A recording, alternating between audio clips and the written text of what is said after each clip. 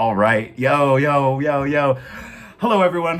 My name is Raymond O'Caldwell. I am the producing artistic director at the Fountain Theater, and I am so excited to have with me today the brilliant Brian Quijada. Welcome, welcome, welcome, welcome, brother. How are you? Thank you for having me. Yes, no, I'm amazing. Thank you so much.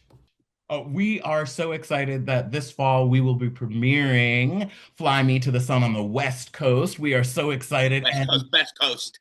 the West Coast premiere. Meow, meow, meow, meow.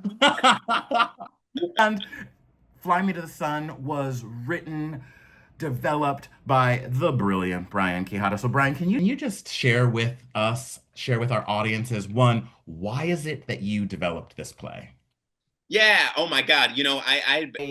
I love my grandmother, and I had always I developed solo shows previous to this one, but I'd always wanted to do a solo show about my grandmother to pay tribute. I think to like the we used to okay. So when I was growing up, we used to shoot a show called Seriously Joking, um, and it was it was just like the over the shoulder camcorders, and I would record like the BQ show, and my grandmother was like my Conan O'Brien has Andy Richter, like she was my like hype man, and we shot it for years, and I had such a good time rewatching those videos that I was just like, man, wouldn't this be hilarious if I like created a show that kind of was this talk show with my grandmother, but my grandmother was a puppet. So I was just like, okay, great, this is the show, and so here's the I think where I decided that the show that this needed to be a theatrical show is that years ago, I came to the realization that as a grown man, I should say, that my grandma came to the United States from El Salvador to grieve over the death of her son. So it was my mom's idea to bring my grandmother to the United States to help raise me in hopes that it could help heal her heart from losing her son, her youngest son, who was murdered in El Salvador. And so that's something that you don't really think about as a child. You know what I mean? And so it's something that I think I was incredibly, as a man, I was like a grown person. I needed to tell that story. I needed to tell the story of how she was dealing with it and how I didn't know, and how now that she's passed, I wanted to reconnect with her and be like, oh, these are the things that I wish I could have said as a child, in our dumb make believe making movies, making TV shows. So that's kind of why I wanted to write it. I love it. And I'll share with everyone that I have had the absolute honor of helping Brian develop this work, and directed a workshop of it at First Stage as part of their Logan Festival.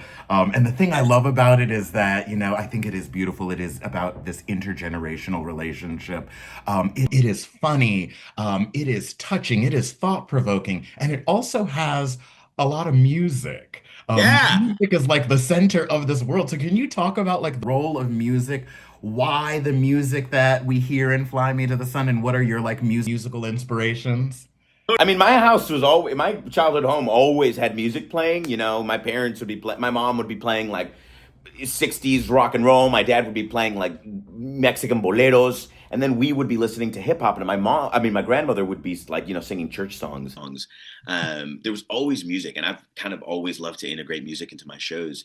But music was a thing that we shared, and always the thing that kind of like brought us together. And so to me, it felt like music was integral to the essence of how we grew up, to like to paying nods to like hip hop, but also like to doing like a rap over a Christmas song, over the Christmas songs that we sang during Christmas, and so I think music was a way that we all could be together and like sing together, and I love music. I mean, who doesn't love a good musical?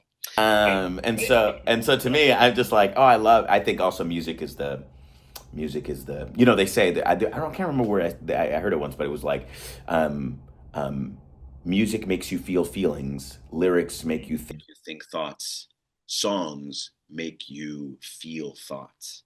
Ooh, And I love that so much because I think that's a lot of how the music in this works, and in this show works, is it makes you be like, oh, that's exactly how I know exactly how he's feeling through this song that is telling me his thoughts, inner thoughts. I love it. I love it. I am so excited for our audiences to experience the entirety of the show, from the amazing music, to also some of just the really beautiful touching scenes between a grandmother and her grandson. I just find it so touching. And so I guess my final question for you today, what do you hope audiences take away from this experience? We all come to the theater for an experience. So what do you hope audiences take away? What do you hope they're talking about when they are in their cars driving home after they've seen Fly Me to the Sun? Yeah, like I had never done like ventriloquism or puppetry before. I'm gonna say three things. The first one is that, like, even because when we developed it at DC, it was kind of my first time even like taking in a puppet. So like to see, I'm excited that the form is such a hilarious. So many comedians that do kind of puppetry work, and I hope that people leave kind of with a sense of creativity, like creative juices, and like it's such a between music making and puppetry and stand up comedy and like cooking show. You know what I mean? Like it. I kind of love the different forms that the play leaves. So I hope that people are like just pumped by the wild ride that the show is. Is that I hope that the music. I just want it to be like bumping in there. You know what I mean? Like that the music just makes you want to groove and dance. And then the third is that, like, which is gets like the to the, I think the more sentimental is that I hope people call their grandparents, or their grandchildren, and just tell them that they love them. I mean, it sounds so kind of cliche, but it's true. It's something that I wish I had said more often. And sometimes that simple act of saying, I love you, or I'm sorry, or like I miss you, means everything.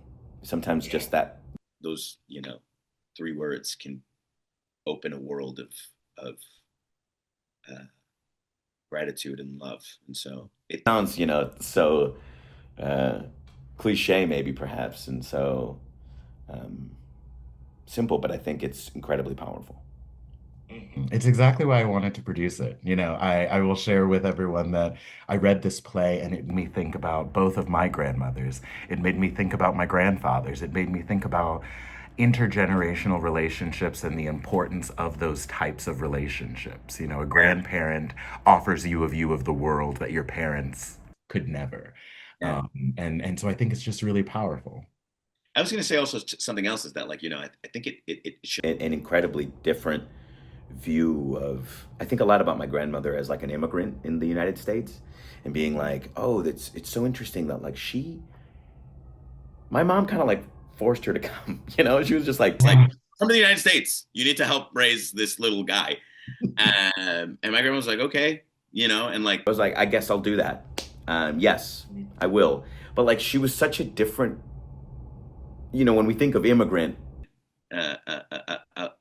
a Latino immigrant in the United States, you don't think of people like my grandmother, who was just like, I don't want to learn English. Like I just want to like make my food, read the Bible, like listen to some music, and like just kick it with you guys, I guess. But like I don't care to be to become American. You know what I mean? Yeah. It's such kind of an empowering way of living in this country for 16 years. It's just like, yeah, like I'm who I am, and I'm proud of Salvadoran. Like, it's amazing. It's so cool, and I kind of love that mining that view of the American immigrant experience. Yeah. Oh, I cannot wait for our audiences to experience this work. Before we run away, so Brian, can you share with everyone? Brian Quijada is a star and is working on all the things, but can you share out with our audiences? 'Cause I know that you got a show coming to Southern California that only isn't Fly Me to the Sun, but you're doing also share out with our audiences the other things. Oh yeah, yeah, yeah, yeah. Yeah. My musical Somewhere Over the Border is, I think it's in rehearsals right now in San Diego. We have a show called Mexodus, which is opening off Broadway in the fall.